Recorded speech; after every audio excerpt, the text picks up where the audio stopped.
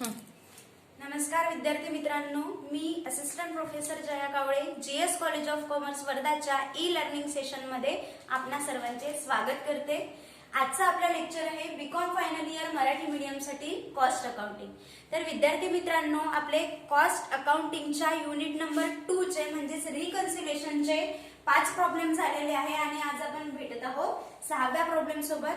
जसं की 4था आणि 5वा प्रॉब्लेम जवळपास आपला सेम दिलेला होता, आजचा प्रॉब्लेम सुद्धा अगदी त्याच पद्धतीचा आहे, परंतु फक्त फरक एवढा आहे की मागच्या प्रॉब्लेम मध्ये आपल्याला फायनान्शियल अकाउंटिंगचं आणि कॉस्ट अकाउंटिंगचं प्रॉफिट दिलेलं होतं, मात्र आजच्या या प्रॉब्लेम मध्ये आपल्याला फायनान्शियल अकाउंटच्या माध्यमाने आलेला लॉस दिलेला आहे आणि कॉस्ट अकाउंटिंगच्या माध्यमाने सुद्धा आलेला लॉस आपल्याला या ठिकाणी दिलेला आहे।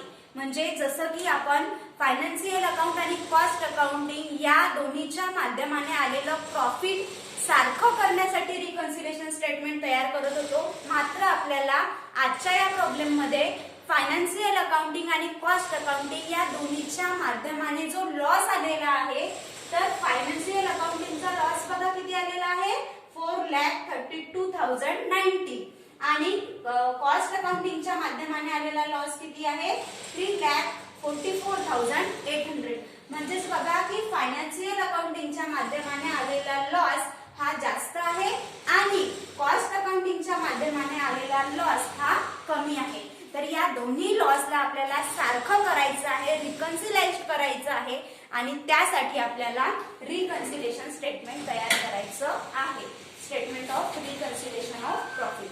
आता बघा, जसं आपण सुरुवातीला profit as per cost accounting असं लिहून घेतो, अगदी त्याच पद्धतीने आपण आज सुद्धा इथे लॉस, आपल्याला आज लॉस दिलेला आहे त्यामुळे आपण लॉस लिहून घेऊ, loss as per cost account,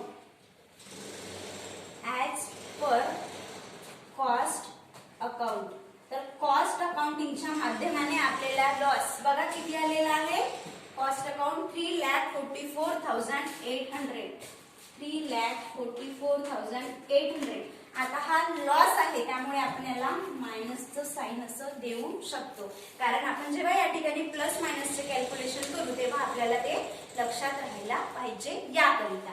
आता बघा, लॉस मध्ये आता जसं आपण जेव्हा आपण प्रॉफिट लिहित असतो त्या प्रॉफिट मध्ये आपण काही गोष्टी प्लस आणि काही गोष्टी मायनस करत असतो, म्हणजेच काही एक्सपेन्सेस आणि इन्कम प्लस करतो तर काही एक्सपेन्सेस आणि इन्कम मायनस करत असतो। अगदी लॉस असला तरी सुद्धा आपल्याला जे एक्सपेन्सेस आपल्याला प्लस करायचे आहे ते प्लस करायचे आहे आणि जे एक्सपेन्सेस आपण मायनस करत होतो ते आपल्याला लेस करायचे आहे, म्हणजे मायनस करायचेच आहे।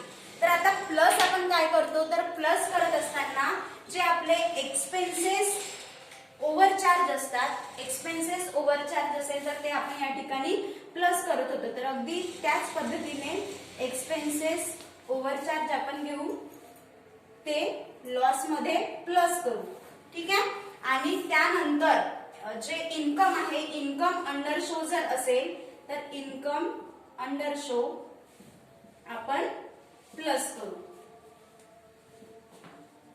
इन्कम अंडर शो, एक्सपेन्सेस ओव्हरचार्ज आणि इन्कम अंडर शो आपण या ठिकाणी लॉस मध्ये प्लस करू, ठीक आहे। प्रॉफिट होतं तरी सुद्धा आपण त्यामध्ये प्लस करत होतो, तर आता या सर्वांची कंबाईन बेरीज करून मायनस आणि प्लसचं चिन्ह देऊन ते आपल्याला प्लस मायनस जेही करावं लागेल ते आपल्याला जे आपले मॅथ्सचे रूल आहे, म्हणजे गणिताचे जे रूल आहे की एक मायनस चिन्ह असलेली संख्या आहे म्हणजे मायनसची संख्या आहे आणि दुसरी जर प्लसची संख्या आहे तर प्लस मायनस मायनस हे मायनस होत असतं, म्हणजे इनडायरेक्टली जरी आपण इथे ऍड करत आहोत आणि ऍडचे पॉइंट जरी लिहित आहोत तरी आपल्याला ते मॅथ्सच्या रूल नुसार ते आपल्याला लॉस मधून मायनस करावं लागेल, क्लिअर।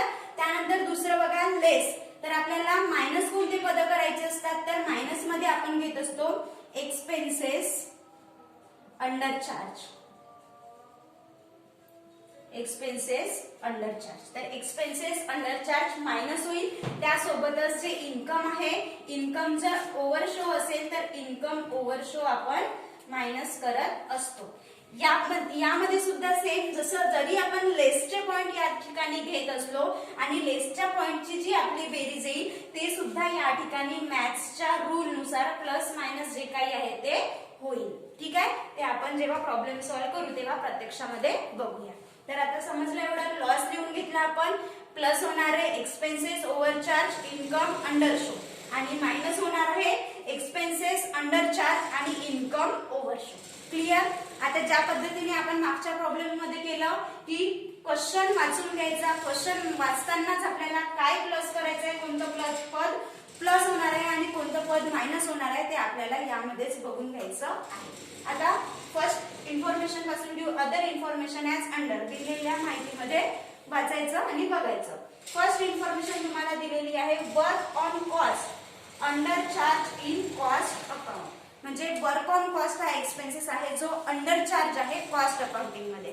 कॉस्ट अकाउंट मध्ये अंडर चार्ज असलेला एक्सपेन्सेस आपण काय करत असतो, मायनस करत असतो. तर या ठिकाणी work on cost under charge minus होईल. ठीक आहे. त्यानंतर दुसरं बघा, other overhead overcharge in cost account. तर जे अदर ओव्हरहेड आहे किंवा ऑफिस ओव्हरहेड जे असेल किंवा अदर ओव्हरहेड असेल, क्वेश्चन मध्ये ते क्वेश्चन मध्ये आपल्याला अदर ओव्हरहेड दिलेला आहे, तर ते जे अदर ओव्हरहेड आहे ओव्हरचार्ज दिलेला आहे, म्हणजे जास्त चार्ज केलेला आहे, एक्स्ट्रा चार्ज केलेला आहे, तर ते या ठिकाणी ऍडच्या पॉइंट मध्ये येईल.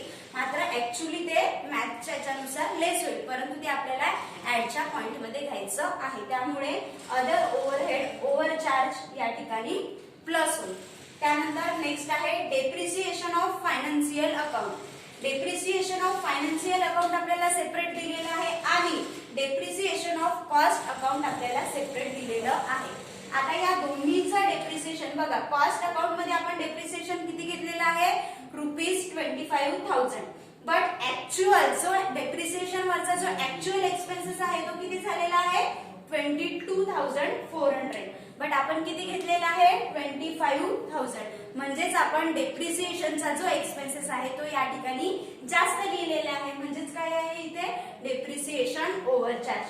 आता डेप्रिसिएशन ओव्हरचार्ज किती आहे, ऍक्च्युअल मध्ये आपण घेतला आहे 25,000, पण ऍक्च्युअल त्याचा एक्सपेन्सेस किती आहे, 22,400. तर या ठिकाणी आपण एक्स्ट्रा किती घेतलेला आहे बघा, एक्स्ट्रा घेतलेला आहे आपण 2,600. म्हणजे डेप्रिसिएशन ओव्हरचार्ज आहे 2,600 आणि जो एक्सपेन्सेस आपला ओव्हरचार्ज झालेला आहे तो आपण प्रॉफिट मध्ये प्लस करत असतो, तर तो प्लसच्या पॉइंट मध्ये येईल. Depreciation overcharge 2,600. Then next, interest received recorded only in financial books. म्हणजे इंटरेस्ट रिसिव्ड हे पद आपल्याला दिलेले आहे आणि इंटरेस्ट रिसिव्ड हा आपला इन्कम आहे, हे आपलं इन्कम आहे.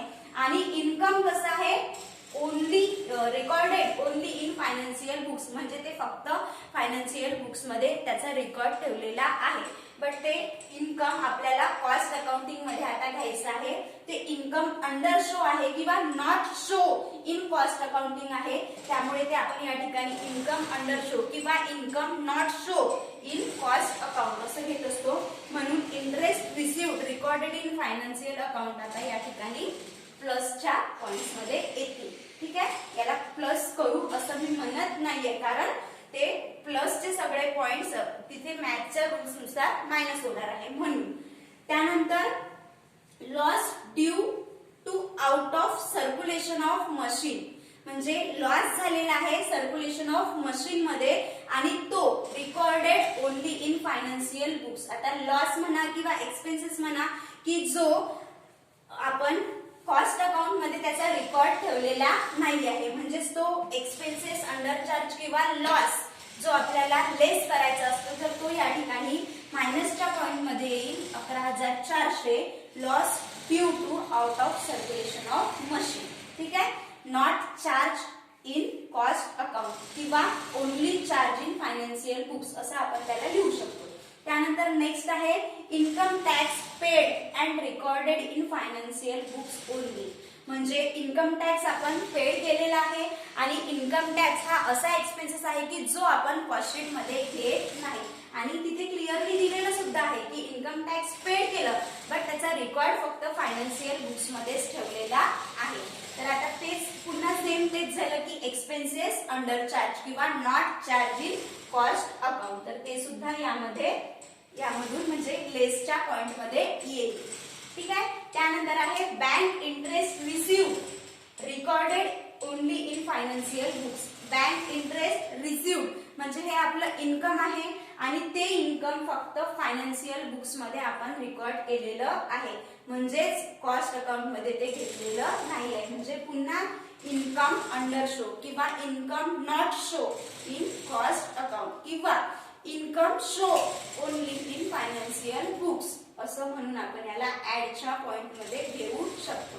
ऍक्च्युली आपण आता हे लॉस दिलेला आहे त्यामुळे आपण ज्या प्रोसेस करतो ते आपण अगदी उलट करायला पाहिजे. म्हणजे इथे प्रॉफिट असलं तर आपण expenses overcharge income under show plus करत असतो, पण लॉस आहे तर ते मायनस करायला पाहिजे. बरोबर आहे. आणि जे लेस करणारी पद आहे ते प्रॉफिट असेल तर आपण मायनस करत असतो, परंतु लॉस आहे तर ते काय करायला पाहिजे, प्लस करायला पाहिजे. तर आपण इथे मॅथच्या रूल्स नुसार तेच करणार आहोत. फक्त आपल्याला समजण्यासाठी एक्झाम्पल सोडवण्याकरिता सोपी जाण्यासाठी जो आपला रूल आहे प्लस करणारी पदे प्लसच्या पॉइंट्स मध्ये लिहा, मायनस करणारी पदे मायनसच्या पॉइंट्स मध्ये लिहा, हे आपल्याला एक्झाम्पल सॉल्व्ह करताना सोपी जावं याकरिता आपण हे अशा पद्धतीने लिहिलेलं आहे. मात्र लॉस मध्ये प्रॉफिट असतं तर प्लस होणारी पदे प्लसच झाली असती, मात्र लॉस आहे तर ते आपल्याला ही जी पदे आहे ही मायनस करावी लागेल आणि मायनस होणारी पदे आपल्याला प्लस करावी लागेल. क्लिअर. त्यानंतर 9वा पॉइंट आहे material adjustment credited only in financial books. आता मटेरियल ऍडजस्टमेंट जरी नाही कळालं तरी क्रेडिटेड म्हटलं आहे म्हणजे आपल्याला त्यांनी हिंट दिलेली आहे की ते आपलं इन्कम आहे आणि ते जे इन्कम आहे ते फक्त रिकॉर्डेड किंवा credited only in financial books म्हणजे तो इन्कम किंवा ते इन्कम सुद्धा not recorded in cost account आहे, म्हणजे ते सुद्धा ऍडच्या पॉइंट मध्ये येईल. तर ते इन्कम बँक इंटरेस्ट प्लस मध्ये आणि हे सुद्धा प्लस मध्ये. आणि त्यानंतर 10वा पॉइंट आहे depreciation of stock value show only in financial books. आता स्टॉक वरचा डेप्रिसिएशन आहे याचाच अर्थ की स्टॉकचं जे व्हॅल्युएशन आपण करतो तेव्हा स्टॉकच्या व्हॅल्युएशन मध्ये काही अमाऊंट ही कमी झालेली आहे ज्याला डेप्रिसिएशन ऑफ स्टॉक व्हॅल्यू असं नाव दिलेलं आहे आणि तो आपल्या कंपनीचा एक्सपेन्सेस असणार आहे आणि तो एक्सपेन्सेस किंवा लॉस सुद्धा आपण याला काही प्रमाणात म्हणू शकतो. तर तो लेसच्या पॉइंट मध्ये येईल कारण तो एक्सपेन्सेस अंडरचार्ज किंवा लॉस आहे त्यामुळे तो लेसच्या पॉइंट मध्ये येईल आणि म्हणून 10व्या नंबरचं पद हे मायनस होईल 13,500. ठीक आहे. आता क्वेश्चन मध्ये आपल्याला 10 पॉइंट दिलेले होते. 10 पॉइंट पैकी कोणता पॉइंट प्लस होणार आहे कोणता मायनस होणार आहे हे आपण बघितलं. आता आपल्याला या व्हॅल्यू आणि याच्या सहित आपल्याला आन्सर मध्ये लिहायचं आहे. ठीक आहे.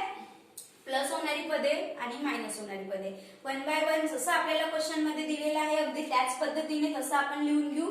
फर्स्ट बघा works on cost under charge. ठीक आहे. अंडर चार्ज आहे मायनस होणारा पद आहे मायनसच्या ठिकाणी लिहू work on cost under charge in cost account. Under charge in cost account किती दिलेली आहे अमाऊंट ₹6,240. 6,240. ठीक आहे. त्यानंतर next other overheads overcharge plus मध्ये येईल या ठिकाणी. फर्स्ट पहिलं पद other overhead overcharge other overhead overcharge in cost account किती आहे ₹3,400. हे सुद्धा पद आपलं झालेलं आहे. त्यानंतर तिसरं चौथं एकच पद आहे डेप्रिसिएशन. डेप्रिसिएशन या ठिकाणी 2,600 ओव्हरचार्ज आहे तर ते सुद्धा या ठिकाणी येईल depreciation overcharge. Depreciation overcharge in cost account. Depreciation overcharge in cost account 2,600.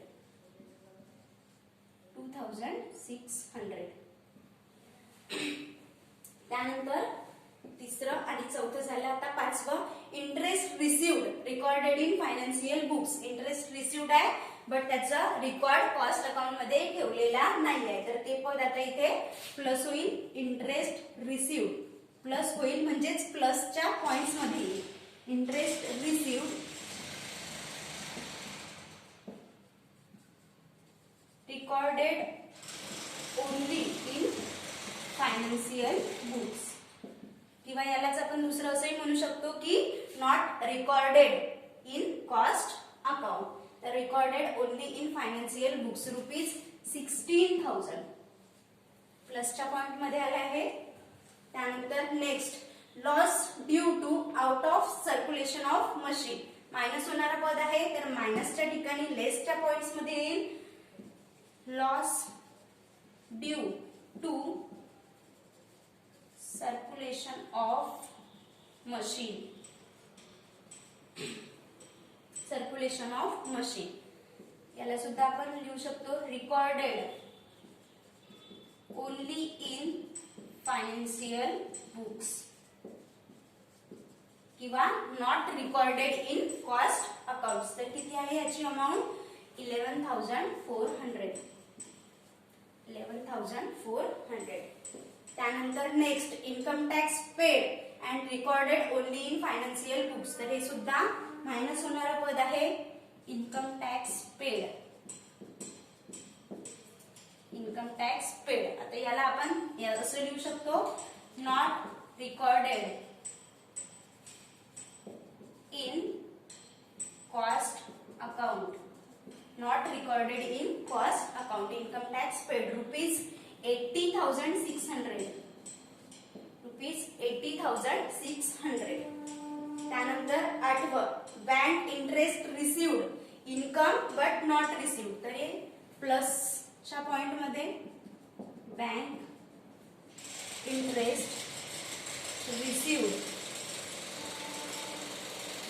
But not recorded.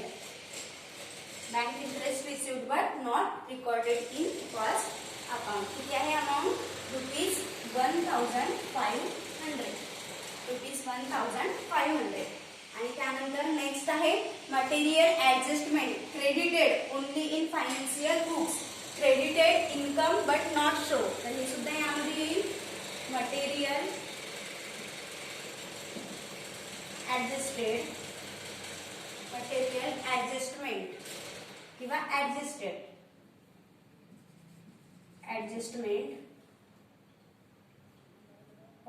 Credited only in financial books. त्याचा जो रेकॉर्ड आहे तो फक्त फायनान्शियल बुक्स मध्ये ठेवलेला आहे. तर याची अमाऊंट आहे ₹950. ठीक आहे.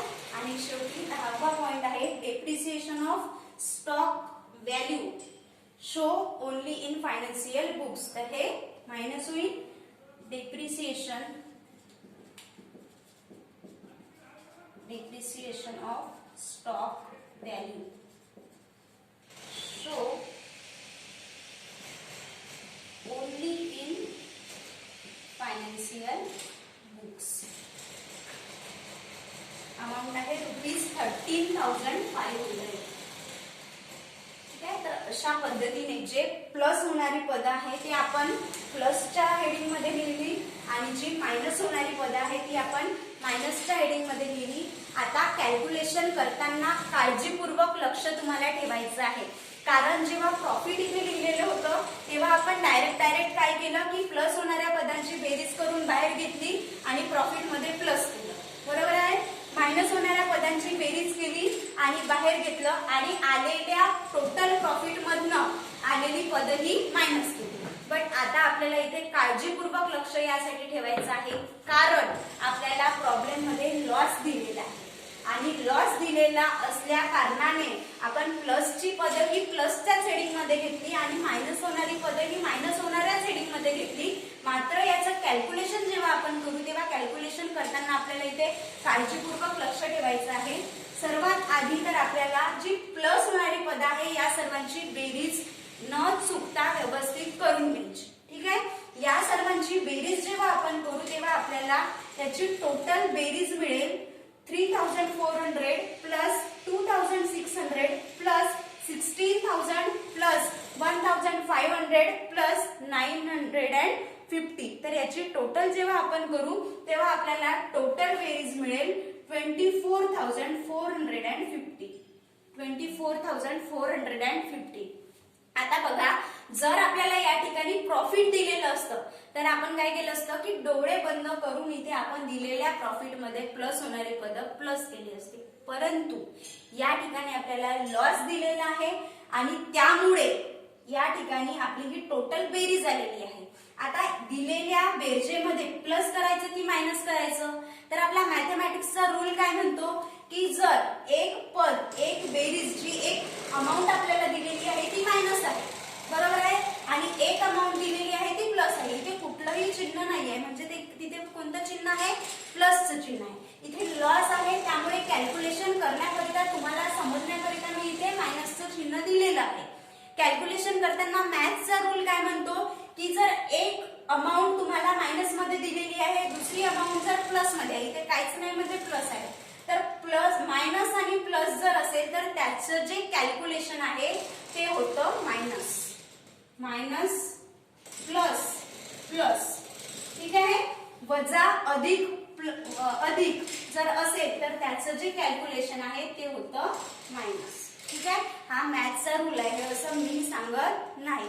तर त्या मॅथ्सच्या रूल नुसार आपल्याला काय करायचं आहे, आता हे पद मायनस करायचे आहे. मात्र मायनस केल्यानंतरही आलेल्या संख्येला चिन्ह कोणतं द्यायचं, तर आलेल्या जेव्हा आपण बेरीज करू त्या बेरजेमध्ये किंवा जे कॅल्क्युलेशन आपण करू मायनसचं चिन्ह प्लसचं चिन्ह, जी संख्या सर्वात मोठी आहे. आता समजा इथे -3,44,800 मोठा आहे, तर जे आपला आन्सर येईल, आता आन्सर आपण याची आणि याची मायनस करू, बरोबर आहे, जे आपला आन्सर येईल त्या आन्सरला जी संख्या मोठी असेल त्या मोठ्या संख्येचं चिन्ह आपल्याला द्यायचं आहे. आता काय करायचं आहे, कोणती प्रक्रिया आपल्याला या ठिकाणी करायची आहे, मायनस करायचं आहे.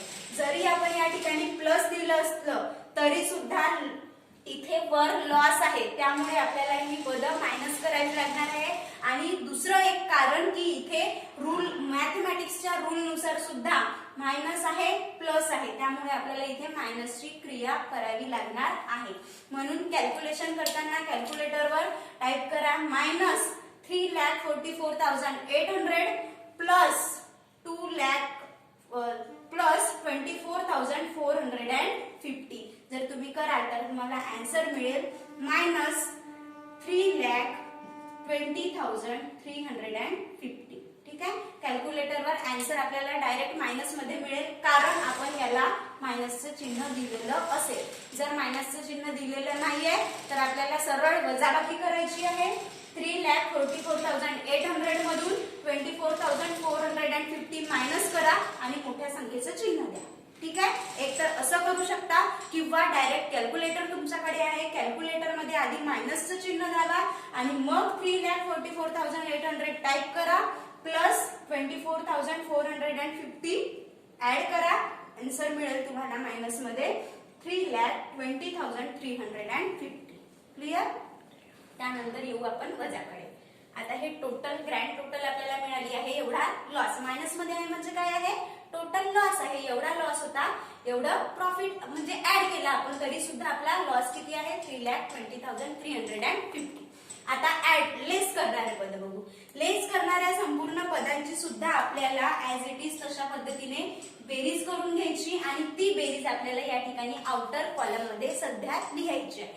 बेरीज करताना 6,240 प्लस 11,400 प्लस 80,600 प्लस 13,500 या चारही संख्यांची बेरीज केल्यानंतर आपल्याला टोटल बेरीज मिळेल 1,11,740. 1,11,740. या ठिकाणी आपल्याला प्रोसेस प्रक्रिया काय करायची होती, हे मायनस करायचं होतं. ठीक आहे, मायनसचं चिन्ह मी इथे देऊन ठेवते. काय करायचं होतं या ठिकाणी, हे मायनस करायचं होतं. आता याच्या रूल नुसार म्हणजे मॅथमॅटिक्सच्या रूल नुसार दोन्ही संख्या मायनस आहे, बरोबर आहे. इथे एक मायनस आणि दुसरं मायनस, म्हणजे मॅथमॅटिक्सचा रूल काय म्हणतो, जर दोन्ही संख्या मायनस असेल, मायनस अधिक मायनस म्हणजे वजा अधिक वजा, याची जी प्रोसेस आहे किंवा प्रक्रिया आहे ते होत असते अधिक. ठीक आहे, काय होत असते, वजा वजा, जर अधिक झालं तर तिथे जी क्रिया होत असते ती होत असते अधिक, आणि जर समजा वरचंही प्लस आहे आणि दुसरी संख्या प्लस आहे तर त्याचं सुद्धा होत असते अधिक. मात्र एक मायनस दुसरं प्लस असेल किंवा पहिलं प्लस दुसरं मायनस जरी असेल तरी त्याची जी क्रिया आहे ती मायनस होत असते. आणि प्रत्येक याच्यामध्ये आलेल्या उत्तराला जे मोठ्या संख्येचं चिन्ह राहील त्या मोठ्या संख्येचं चिन्ह दिलं जाते. आता यामध्ये आपण काय करू, मी जसं तुम्हाला सांगितलं ना की सगळी प्रक्रिया उलट होईल, इनडायरेक्टली. कशी, प्रॉफिट असतं तर ही जी पद आहे ही डायरेक्ट प्लस झाली असती आणि ही पद डायरेक्ट मायनस झाली असती.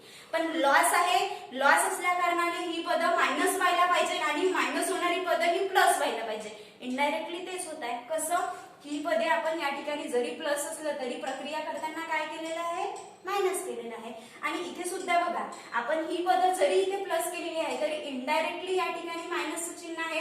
म्हणजे गणिताच्या रूलनुसार ते प्लस मायनस मायनस प्लस होत असलं तरी सुद्धा जे आपला आन्सर आपल्याला अपेक्षित आहे ते आपलं दिलेल्या रूलनुसार जे आपण मायनस होणारे पद प्लस केलं असतं तरी ते उत्तर तेवढंच आलं असतं. तुम्ही ते करून सुद्धा बघू शकता. ठीक आहे. तर आता काय करायचं आपल्याला, दोन्ही चिन्ह सारखे आहे. दोन्ही चिन्ह ज्यावेळेस सारखे असेल त्यावेळेस त्या ठिकाणी अधिक होतं, प्लस होतं आणि आलेल्या आन्सरला मोठ्या संख्येचं चिन्ह राहतं. आता मायनस कॅल्क्युलेटर मध्ये टाइप करताना मायनस चिन्ह देऊन मायनस 3,20,350 प्लस किंवा मायनस 3,20,350 आणि मायनस 1,11,740 जर आपण केलं तर आपल्याला आन्सर मिळेल या ठिकाणी 4,32,090. 4,32,090. आणि आलेल्या आन्सरला जसं मी सांगितलं की मोठ्या संख्येचं चिन्ह द्यायचं आहे. मोठी संख्या कुठली आहे की 3,20,350, तर याला मायनसचं चिन्ह द्या. इनडायरेक्टली इथे मायनसचं चिन्ह आहे म्हणजे हा काय आहे, लॉस आहे. ठीक आहे.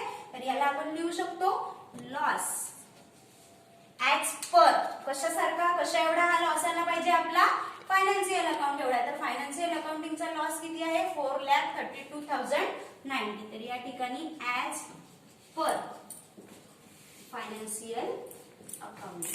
ठीक आहे. तर या ठिकाणी आपला लॉस फायनान्शियल अकाउंटिंग एवढा आलेला आहे. या ठिकाणी आपलं जे हे युनिट आहे हे आपण कंक्लूड करू. नेक्स्ट लेक्चर पासून नवीन युनिटला सुरुवात करू. झालेल्या प्रॉब्लेम्सची तुम्ही जास्तीत जास्त प्रॅक्टिस करा. अजून प्रॅक्टिससाठी तुम्हाला काही प्रॉब्लेम्स मी देईलच. आणि घरी राहा, सुरक्षित राहा. झालेल्या प्रॉब्लेम्सची पुन्हा एकदा प्रॅक्टिस करा. त्यानंतर पुन्हा भेटू नेक्स्ट लेक्चरमध्ये नवीन युनिट सोबत. तोपर्यंत धन्यवाद.